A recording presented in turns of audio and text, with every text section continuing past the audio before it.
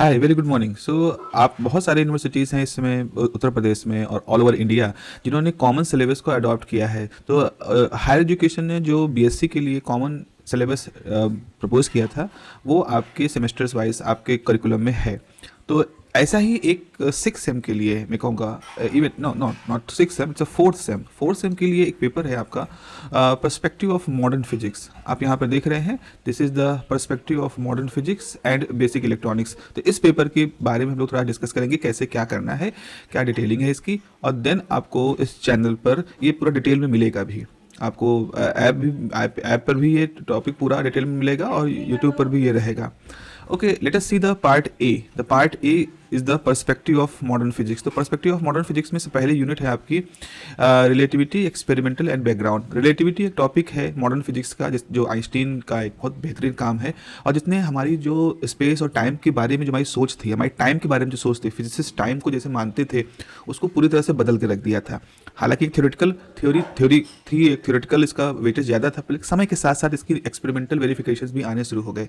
तो सबसे पहले तो आपको यही समझना यहाँ पर होगा कि structure of space and time in Newtonian mechanics, मतलब आइंस्टीन से पहले जो न्यूटन ने मैकेनिक्स में टाइम और स्पेस को कैसे बताया था। ये थोड़ा सा फिलोसफिकल सा हो जाता है और यहाँ से आपको एक हायर फिजिक्स की फील आना शुरू होती है। मतलब सिर्फ ऐसे फॉर्मूलों का और इक्वेशन को और न्यूमेरिकल सॉल्व करने का प्रोसेस नहीं है physics. It is a very philosophical deep thoughts इसके अंदर हैं कि समय क्या होता है, जगह क्या होती है, स्पेस क्या होता है, टाइम कैसे मूव करता है, टाइम कब शुरू होता है, टाइम का कांस्टेंट रहता है। ऐसे बहुत सारे सवाल यहाँ पर डील होते हैं। तो उसी उसी सिलसिले में आपको इनर्शियल नॉन इनर्शियल फ्रेम के बारे में पढ़ना होगा। गैलीलियो ने भी इस बारे में काम किया था। तो गैलीलियन ट्रांसफॉर्मेशन होता है, न्यूटोनियन रिलेटिविटी क्या होती है, फिर कैसे गैलीलियन ट्रांसफॉर्मेशन को इलेक्ट्रोमैग्नेटिज्म में अप्लाई किया गया था, फिर कैसे अटेम्प्ट हुए एब्सोल्यूट फ्रेम को पहचानने के। अब ये सारी बात जो है ये न्यूटन के समय की है। न्यूटन ने जब रिलेटिविटी के बारे में सोचते थे तो उस समय की है कि एब्सोल्यूट फ्रेम क्या होता है। जैसे आपने पोल स्टार होता है, तो पोल स्टार को बहुत समय तक एब्सोल्यूट फ्रेम माना जाता था, मतलब एक ऐसी जगह जिसके रिस्पेक्ट में सारे मोशन देखें। तो उसके बाद फिर बदलाव हुए, सोच विचार में बदलाव हुए। फिर आपके पास आता है Michelson Morley experiment, a very ground breaking experiment. उसका सिग्निफिकेंस क्या होता है, फिर उसके नल रिजल्ट का क्या मतलब हुआ, और देन आखिरी में आप पढ़ोगे आइंस्टीन के पॉस्टुलेट्स क्या है स्पेशल थ्योरी ऑफ रिलेटिविटी के लिए। तो पहली यूनिट जो होती है इसमें हम बैकग्राउंड देखते हैं कि आइंस्टीन के काम से पहले स्पेस टाइम का न्यूटन के समय में क्या था, गैलीलियो ने क्या कहा था, मतलब जो एंशियंट आइडिया था उसके बारे में बात करेंगे। फिर आपके पास जो दूसरी यूनिट है वो है रिलेटिविटी काइनेमैटिक्स। काइनेमैटिक्स का यहाँ मतलब है कि जहाँ हम मोशन के बारे में बात करेंगे। काइनेमैटिक्स का मतलब होता है जहाँ वेलोसिटी नॉन जीरो होती है, उस तरह की सिचुएशन बात करेंगे। तो अब इसमें पहला टॉपिक है structure of space time in relativistic mechanics and derivation of Lorentz transformation. तो इससे पहले स्पेस टाइम का हमने एनालिसिस किया था न्यूटोनियन के हिसाब से। अब हम लोग कहेंगे रिलेटिविस्टिक मैकेनिक्स यानी जो आइंस्टीन की थ्योरी थी उसके बेसिस पर, और लॉरेंस ट्रांसफॉर्मेशन क्या होते हैं। वहाँ पर आप पढ़ोगे जो 4 वेक्टर फार्मूला क्या होता है। It's a very very unique formula, एक नए तरीके से लिखने का तरीका था कॉम्पैक्ट करने के लिए मैथमेटिक्स को। फिर उससे लॉरेंस ट्रांसफॉर्मेशन से कॉन्सिक्वेंसेस क्या है, वही लॉरेंस ट्रांसफॉर्मेशन हमने डिस्कवर कर लिया रिलेटिविटी के बाद। फिर हमने उसका क्या यूज किया, फिर वहाँ पर कैसे जो जो एप्लीकेशन है उनके डेरिवेशंस, उनके एग्जाम्पल। फिर ट्रांसफॉर्मेशन साइमल्टेनिटी क्या होती है, रिलेटिविटी ऑफ साइमल्टेनिटी है। फिर लेंथ कॉन्ट्रैक्शन यानी कि transformation of length, time dilation यानी ट्रांसफॉर्मेशन ऑफ टाइम। उसके बाद वेलोसिटी एडिशन यानी रिलेटिविस्टिक वेलोसिटी एडिशन हो गया ट्रांसफॉर्मेशन ऑफ वेलोसिटी में। फिर ट्रांसफॉर्मेशन ऑफ एक्सेलरेशन की बात, ट्रांसफॉर्मेशन ऑफ मास की बात। ये सारे एप्लीकेशंस हैं। मतलब जब रिलेटिविटी आ गई, आइंस्टीन की थ्योरी को फॉर्मुलेट कर लिया गया, देन उसका जब यूज किया गया पुरानी मैकेनिक्स पे, तो हमको length, time, mass, acceleration in सब की बेसिक नेचर में बदलाव दिखाई पड़े। फिर रिलेशन क्या होता है एनर्जी मास में, जो आप E=mc² फार्मूला पढ़ते हो, दैट फेमस फार्मूला हम लोग यहाँ पर डिराइव करते हैं। और फिर आखिरी में एनर्जी और मोमेंटम का बेसिक नेचर क्या होता है। तो ये जो 2 यूनिट होती हैं ये पूरी रिलेटिविटी के बारे में, इवन ये स्पेशल थ्योरी ऑफ रिलेटिविटी के बारे में, क्योंकि रिलेटिविटी की भी 2 थ्योरी है, special theory of relativity and general theory of relativity. Okay फिर तीसरी यूनिट जो है वो है इनएडिक्वेसीज ऑफ द क्लासिकल मैकेनिक्स। मतलब अब न्यूटन के बारे में तुमने देख ही लिया कि भाई उनकी जो रिलेटिविटी थी उसको इम्प्रूव कर दिया गया, आइंस्टीन ने इम्प्रूव कर दिया। सो और भी क्या कुछ और भी प्रॉब्लम्स थी इनएडिक्वेसी, मतलब कुछ ऐसी खामियां थी क्लासिकल मैकेनिक्स की जिसके बारे में लोगों को पता चलना शुरू किया, जैसे पार्टिकल प्रॉपर्टी ऑफ वेव। इसके मतलब वेव पार्ट की तरह बिहेव करते हैं, ये बात हमने पहली बार देखी। फिर ब्लैक बॉडी का स्पेक्ट्रम कैसे आता था उसको एक्सप्लेन किया, फोटो इलेक्ट्रिक इफेक्ट क्या होता है उसको कैसे एक्सप्लेन किया, कॉम्पटन इफेक्ट क्या होता है फिर कैसे उसको एक्सप्लेन किया गया, फिर मैक्स प्लांक ने कैसे क्वांटम के लिए हाइपोथेसिस प्रपोज की, फिर उस प्रपोज और आइंस्टीन की थ्योरी के हिसाब से फिर कैसे वेव पार्टिकल ड्युअलिटी कॉन्सेप्ट आया, Louis Broglie hypothesis matter wave कैसे आती है, उसका एक्सपेरिमेंटल वेरिफिकेशन कैसे होता है, और फिर थॉमसन का एक्सपेरिमेंट जो डेविसन जर्मर की जैसा ही था वेव पार्टिकल ड्युअलिटी को एक्सप्लेन करने का वो। तो इस पर्टिकुलर यूनिट में आप ये देखोगे कि कैसे लोगों का विचार बदला, लोगों ने क्लासिकल मैकेनिक्स में कमियां देखी और उन कमियों को बहुत ही सक्सेसफुल तरीके से उन्होंने एक बेहतर थ्योरी से रिप्लेस किया। अब कौन सी है वो बेहतर थ्योरी, अगर कमियां हैं तो ठीक है भाई, कमियां होती हैं उनको दूर किया जाता है, तो दूर करने के दौरान क्वांटम मैकेनिक्स का डेवलपमेंट हुआ।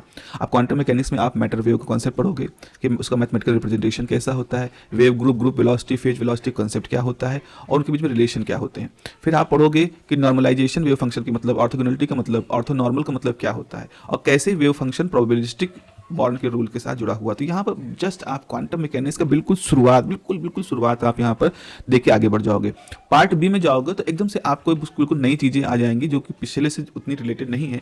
ट्रांजिस्टर बायसिंग क्या होती है, आपने ट्रांजिस्टर पढ़ा है बेसिक इलेक्ट्रॉनिक्स में कि ट्रांजिस्टर्स क्या होते हैं, 3 टर्मिनल डिवाइसेस होते हैं, उनको फेथफुल एम्पलीफिकेशन कराने के लिए क्या जरूरी है, उनको बायसिंग कैसे जरूरी है, स्टेबिलिटी फैक्टर क्या होता है ट्रांजिस्टर बायसिंग के, common ammeter, common base, common collector, ये सारे तरीके क्या होते हैं, कॉन्फ़िगरेशंस क्या होते हैं, फिर वोल्टेज डिवाइडर मेथड क्या होता है और कैसे एमीटर फॉलोअर काम करता है। तो यहाँ पर ट्रांजिस्टर कैसे आप जोड़ोगे, आप बाहर की बैटरी से ट्रांजिस्टर को कैसे जोड़ोगे, इसके बारे में बात होती है। फिर अगला पोर्शन होता है एम्पलीफायर्स। एम्पलीफायर्स में आप क्लासिफिकेशन पढ़ते हो भाई, एम्पलीफायर्स जो कि स्मॉल सिग्नल को लार्ज सिग्नल में कन्वर्ट करते हैं। तो class A B C D ये एम्पलीफायर्स क्या होते हैं, उनमें स्टेजेस क्या होती हैं, कैसे इसको सिंगल स्टेज को मल्टी स्टेज करते हैं, हम उनको जोड़ते समय आरसी कपलिंग करते हैं, डायरेक्ट कपलिंग करते हैं, एलसी कपलिंग करते हैं, उनका क्या मतलब होता है, नेचर एम्पलीफिकेशन कैसे होता है, मतलब वोल्टेज एम्पलीफिकेशन में क्या फायदे होते हैं, पावर एम्पलीफिकेशन में क्या फायदे होते हैं, और फिर हमारे पास फ्रिक्वेंसी कैपेबिलिटीज कैसे होती हैं। थ्योरी, अब आरसी कपल एम्पलीफायर आपने पढ़ा तो उसकी रजिस्टर और कैपेसिटर की क्या कॉन्फ़िगरेशन होता है, तो कैसे उसका फ्रीक्वेंसी रिस्पांस कर्व चेंज होता है या मॉडिफाई होता है या होता क्या है। ट्रांसफॉर्मेशन कपलर एम्पलीफायर, अगर हम उसमें एफिशिएंसी बढ़ाना चाहते हैं तो ट्रांसफॉर्मर कपलिंग उसमें इस्तेमाल करते हैं। आप जब ट्रांसफॉर्मर कपलिंग इस्तेमाल करोगे तो आपको कैलकुलेट करना पड़ेगा उसका पावर, उसका इफेक्ट, टेम्परेचर का क्या होता है, stability, heat sink, power dissipation, ये सब बातें आपको वहाँ पर समझनी पड़ेंगी। आखिरी में जब आप इनपुट और आउटपुट को कन्वर्ट कर रहे हो, स्मॉल इनपुट को लार्ज आउटपुट में कन्वर्ट कर रहे हो, तो आपके सामने आता है कि भाई उसकी एफिशिएंसी कितनी होगी। तो पावर एफिशिएंसी क्या होती है, पावर एफिशिएंसी भी क्लास ए की क्या है, सीरीज फेड क्लास बी की क्या है, पुश पुल की क्या है, इस तरह से बहुत मतलब जितने भी वेरिएशंस हैं वो आपके सामने यहाँ पर आते हैं। So this is the difficult portion. Amplifier बहुत ही टेक्निकल पोर्शन होता है, मैथमेटिकली भी और थोड़ा सा समझने के लिहाज से भी, जो कि नई चीज़ होती है। आखिरी में जो एप्लीकेशन की बात आती है, फीडबैक एंड ऑसिलेटर। भाई आपने एम्पलीफायर बना लिया, अब आप उसको एज अ फीडबैक सर्किट की तरह से कैसे यूज करोगे, एज अ ऑसिलेटर की तरह कैसे यूज करोगे।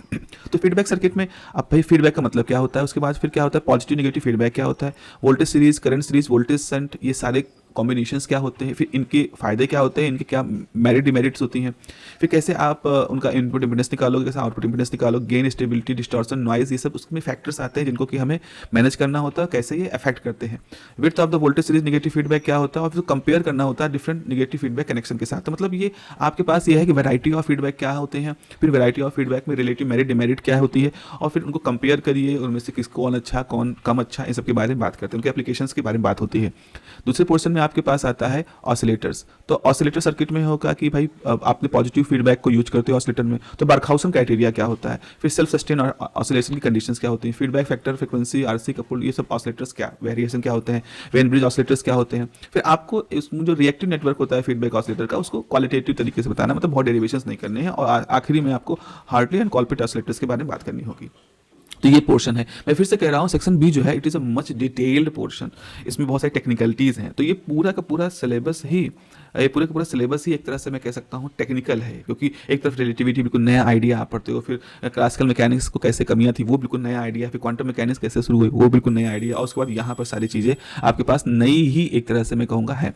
फिर आखिरी में आपके पास यहाँ पर एक और नया आइडिया आता है कि ऑप्टिकल फाइबर क्या होते हैं। तो फाइबर ऑप्टिक्स क्या होता है, step index, graded index, light propagation कैसे करती है ऑप्टिकल फाइबर से, एक्सेप्टेंस एंगल, न्यूमेरिकल अपर्चर, ये सब क्या होते हैं, फाइबर लॉस कैसे होता है, और उनकी मतलब उनकी एप्लीकेशंस क्या क्या हो सकती हैं। तो this is a very I would say very difficult कहूँ तो शायद आपको डर लगे, बट आप समझदार हो गए हो। It need lot of effort, इसमें आपको बहुत सारे एफर्ट करने पड़ेंगे, तभी आप इस पेपर को बहुत ही सक्सेसफुल तरीके से आगे कर लोगे। लेकिन एक बार अगर आप फिजिक्स में आपका इंटरेस्ट है तो आप इस सब्जेक्ट को बहुत ही आपके लिए महत्वपूर्ण हो जाएगा, क्योंकि आप बहुत सारी नई चीज़ें यहाँ पे सीखने वाले हो, बहुत सारा नया इसमें नया फंडामेंटल सीखने वाले हो, और आगे आने वाले समय के लिए जो आप फिजिक्स पढ़ोगे ये सब उसका आधार बनेगा। यहीं से आपको मोटिवेशन मिलेगा कि भाई मुझे आगे फिजिक्स पढ़नी है कि नहीं पढ़नी है, क्योंकि यहाँ आप रिलेटिविटी पढ़ रहे हो, यहाँ आप क्लासिकल मैकेनिक्स की कमियां और क्वांटम मैकेनिक्स के बेसिक्स पढ़ रहे हो। तो ये सब चीज़ें वो कारण होते हैं जो हमें बताते हैं कि नहीं, this is no, I like this thing, ये मुझे अच्छा लग रहा है तो मैं इसको पढ़ूंगा। मतलब इस तरह के फैसले हम लोग इसी तरह के सब्जेक्टों पे लेते हैं। चलिए फिर मिलते हैं, और आपको चैनल पे बने रहिएगा, तो आपको इससे जुड़े हुए जो डिटेल्स हैं वो आपको मिलते रहेंगे, कैसे हम टॉपिक को कैसे टैकल कर रहे हैं इस पूरे सिलेबस को, वो भी आपको मिलता रहेगा। Okay, have a nice day, take care, bye bye.